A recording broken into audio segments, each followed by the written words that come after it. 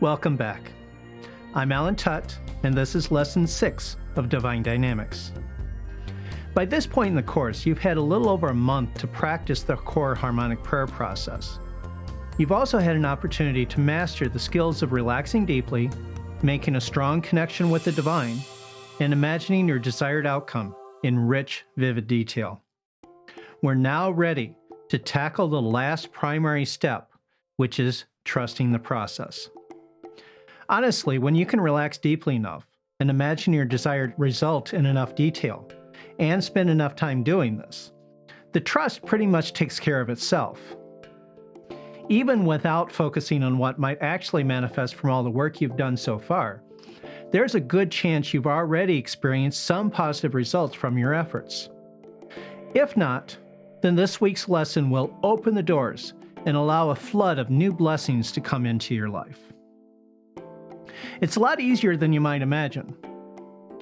We humans have a tendency to trust things that happen frequently and consistently. We trust that the sun will come up again tomorrow morning because it's done the exact same thing every day of our lives. We trust that when we flip a switch on the wall, a light will come on. We also trust that if we flip that same switch back again, the light will turn off again. We trust that some folks can be abrasive and rude because they seem to be that way every time we see them. Things like this happen consistently, and we've experienced them often enough to the point where we don't even question them. We expect them. Now, as I've mentioned before, we don't need this level of trust to manifest our desires, although the closer we get to this, the better. When I first started trying to manifest things, my trust in manifesting was very limited. I had heard a lot of stories about other people being able to manifest things, so I did have a tiny bit of trust.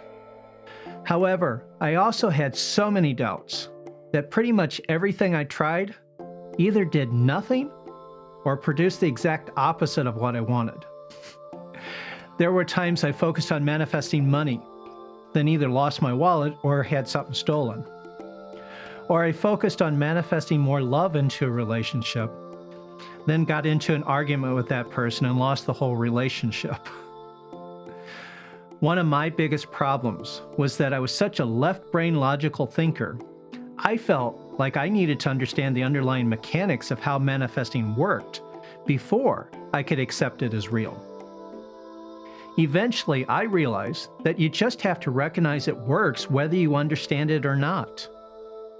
I certainly don't understand everything about how a car engine works, or my cell phone, but that doesn't stop me from using either one of them.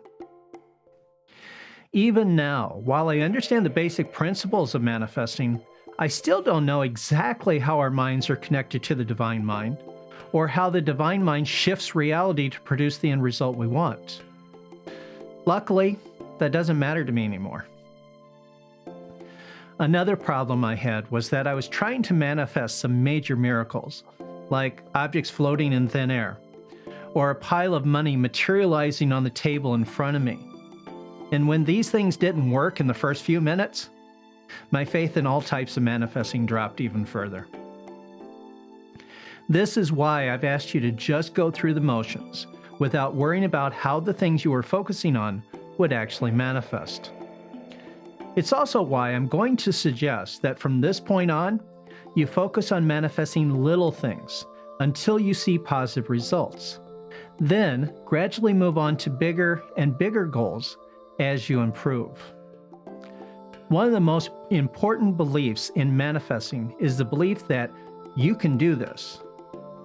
As long as you continue practicing the exercises I've been giving you, your manifesting skills will continue to grow and improve, and you'll get to a point where you don't just believe you can do it, you'll know that you can do it. Now, not everyone is starting where I did, with the feeling of being a complete failure. If you do feel like this, then I'll ask you to think about some of the things you are successful at doing. I mean, if you can dress yourself and get yourself from place to place, you've at least got that much working. Most of us can do a lot more than that, and as you think about all the many things you can do, and all of the many things you have done in your life, it gets easier and easier to believe you can do even more. The point here is to focus on what you can do and ignore the things you haven't been able to do yet. We've talked about this a number of times so far. Learning to walk or drive a car doesn't happen overnight, and learning to manifest takes practice just like anything else. Okay, so what type of practice can you do to build up a belief in yourself and your ability to manifest your desires? The primary exercise I recommend is one where you relax deeply into yourself, then spend time contemplating concepts such as infinite divine power, infinite divine love, and infinite divine wisdom, as well as concepts such as eternity, perfection, and truth. At first, you may need to think about how these concepts compare to their opposites. For instance, when thinking about the concept of truth, consider how it is different from the concept of falsehood. Think about some things that are true, then think about some things that are false. How do you feel when thinking about each one of these? And more specifically, how is that feeling different? Does the feeling of falsehood remind you of standing on shifting sands? Or does truth feel like a giant boulder of solid metal? Does one concept feel warm while the opposite feels more cold? Do you get an impression of colors or sounds with the different concepts? Does one feel closer than the other? Do images associated with one of these concepts seem more focused, more vibrant than images associated with the opposite concept? Keep asking yourself these kinds of questions until you have a complete understanding of the differences between the concepts. Quick tip.